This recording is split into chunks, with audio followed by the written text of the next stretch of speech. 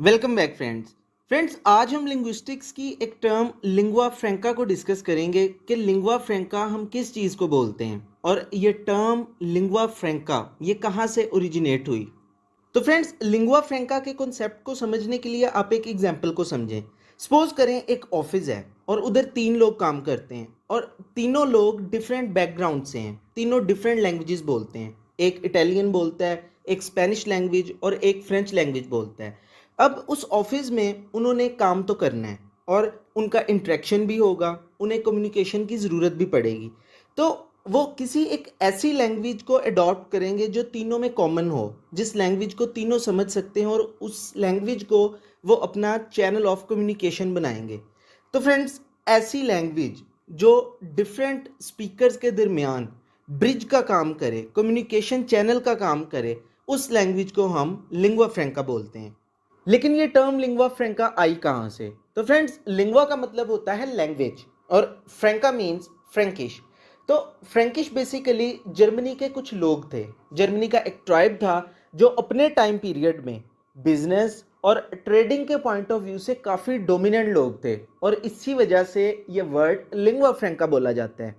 और 16 सेंचुरी के आसपास क्योंकि मेडिटेरेनियन सी का जो एरिया है वो बिजनेस और ट्रेडिंग का हब बन चुका था और इसी वजह से उधर लोगों का इंट्रैक्शन होता था जो डिफरेंट कल्चर्स और बैकग्राउंड से बिलोंग करते थे। तो एक ऐसी लैंग्वेज की नीड थी, ज़रूरत थी जो लिंगुआ फ्रैंका का काम करे, जो ब्रिज का काम करे।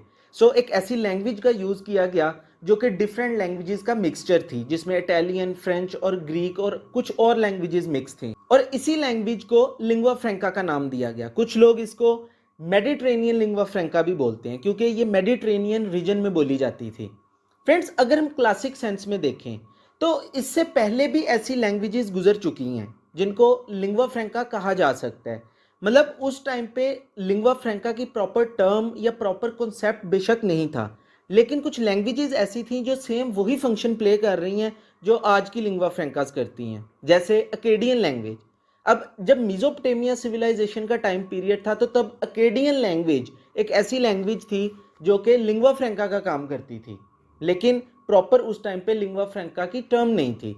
इसके बाद रोमन्स आए तो इटालियन लिंगुआ फ्रैंका बन गई, उसके बाद मुस्लिम एम्पायर्स की पीक आई तो अरेबिक लिंगुआ फ्रैंका बन गई और आज की लिंगुआ फ्रैंका है इंग्लिश। तो फ्रेंड्स होप सो आपको ये छोटा सा कॉन्सेप्ट अच्छा लगा होगा और इंटरेस्टिंग लगा होगा। See you in next video. Thanks for watching.